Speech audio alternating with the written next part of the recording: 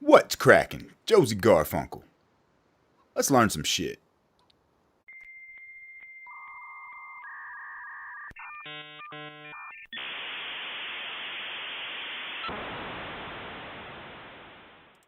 In this episode, I'm going to show you how to add this new event group trader store made by DabZ and DoritoZ.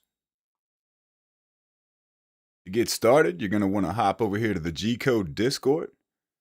DabZ and DoritoZ will have the file shared soon, and you will need to grab a copy of that. So to get this new event group added onto your server, we're going to mess with a few of the XML files today. Events.xml, it's in your DB folder of your mission folder. The event spawns.xml, it's in your main mission directory. And the event group.xml, also in the main directory. And we're going to take a look at our globals.xml for a few different settings. Once you have a copy of this new event group, I'm going to open that up in your file editor, whatever you use, Notepad++, Visual Studio Code. We're going to add the snippets from this file into our 3 XMLs that we went over. To make it a little easier, while you have them all open, move this additions file to the other view so you have a side by side. So we're going to start with the event.xml, and we're going to copy this event, Control-C, into our event.xml file, Control-V, Control-S to save it. Then we're going to move to our event spawns.xml. It's going to be the second entry of this add-on file. Enter, tab, drop a line. Wrong button. Control-V, paste. Control-S, save. Now this is just the example event spawn. To find out where this is located, copy your X and your Z, Control-C. Open up a browser. Head over to the isurvive.com. Up in the top, depending on whichever map you're putting this on. This one's Chinar, so for this example, Control-V. And then we're just going to hit enter. It's going to put a little blip wherever those coordinates are. So it's right here in the town of Cami. I have a JSON here, so it may or may not jive, but we'll check it out anyway. Then we're going to move over here to our event groups.xml.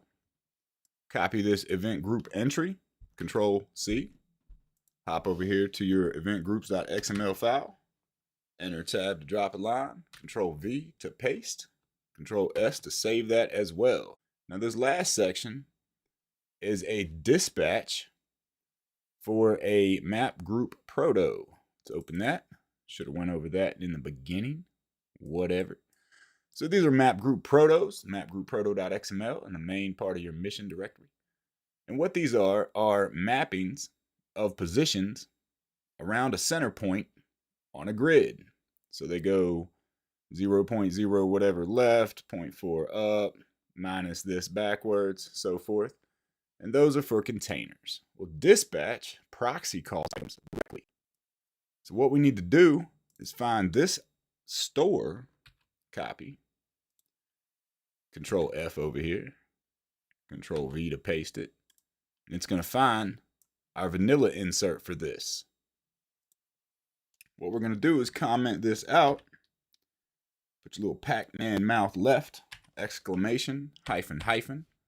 You'll notice in your text editor it changes color. Then you're going to go to the bottom of that insert, and we're going to point the arrow the opposite way. Hyphen, hyphen, arrow to the right. Anything in between these two style syntax groupings will be commented out, and the file won't read it. So with that commented out, now we need to start here at the top, copy all of this to the bottom. It's a large grouping of items, but it's going to paint a different picture in the game. You may or may not have all of them, depending on the setup. But to keep it close to our vanilla one, Control-V, paste it right there with it. Now we have this new version added in. Now you can add the container of it, mix and match it. for just normal game purposes. If you're not going to use it for this event group, this is a beautiful proxy. Control S to save. Now what we need to do is upload all these new file snips, or new files rather, to our server. Give it a restart. Log in and check it out. So here we are in our local server. As you can see, we have this store right here in the middle of what normally wouldn't be here. But let's take a look. We got all this loot here, beautifully placed. Again, proxy placement. We'll go over how to do proxy another time. Got all the new 1.20 masks. Has every single weapon. Has the back spot here. Again, apologies. I do have a slight different JSON setup to accommodate this exact location. But this is some gorgeous proxy work. A lot of time put in this. I know he spent, I don't even want to think about it. And I'm sure not all the items are loading in. Like I said, depending on your setup. You'll have to go over each one in your types file just to make sure you have all the crafteds and D-loot set for this. Now you might notice, as the event disappears, the loot still remains. To make all this loot de-loot or despawn, rather, all at once, got to make an adjustment to our globals.xml. Let's take a look at that real quick. So to get all this to jive right, we're going to have to change a few things in our globals.xml to get things to spawn in and despawn all at once on this mass level. For starters, the respawn types. This is going to control how many different types can spawn on the server as a whole all at once. Vanilla is 12, but we're obviously putting a bunch just in these event groups alone. So we're going to need to bump this a few, maybe more, just to make sure there's enough types being accounted for to spawn in.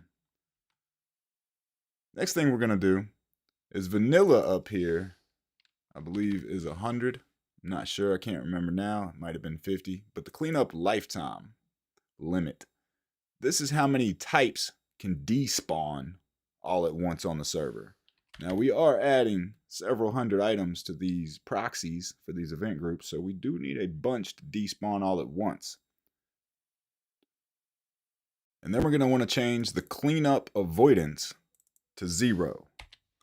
This is kind of like the proximity in which loot can despawn around a player. This is so all the loot from the event doesn't stay lagging behind while the building's gone. However, this may cause some effects on your server as a whole, and things may despawn right in front of you while you're looting. These are just some dice you're going to have to roll to make these extra little tidbits work. And now all the loot should despawn along with the event together. You'll have to play with that to get it all to disappear. To do a quick recap, we hopped into the G code, got a copy of DabZ and DoritoZ new event groups file, opened it up in our text editor, of course, added the snips to our events.xml, the event spawns.xml. Again, you can choose your own locations or use this example one at Camishovo. The event groups.xml for the event group. The map group proto adjustment to comment out and or add the dispatch to the existing proto. And we changed some settings within our globals to make it all spawn in and out to our liking. Again, you might have to play with these settings a little bit.